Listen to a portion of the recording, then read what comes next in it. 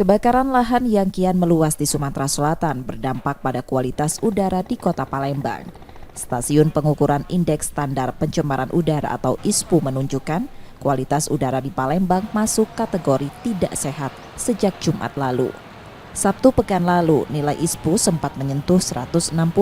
Saat ini nilai ISPU berangsur berkurang menjadi 112, namun masih dalam kategori tidak sehat. Tingginya pencemaran dipicu kadar partikulat mater atau PM 2,5 mikrometer.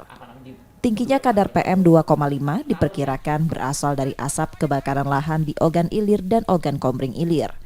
Asap terbawa angin ke barat laut hingga Kota Palembang dan daerah sekitarnya. Ini kalau berdasarkan data kita, PM 2,5 yang tinggi kemungkinan besar dari asap kebakaran di beberapa daerah ya, hotspot yang ada di Sumatera Selatan ini.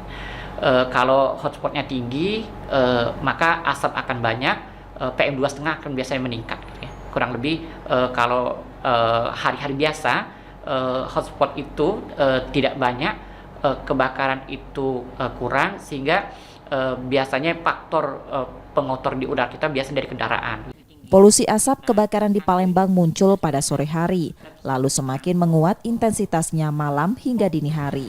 PM 2,5 berukuran sangat kecil dan berbahaya untuk kesehatan karena menyebabkan ispa dan gangguan pada pernapasan.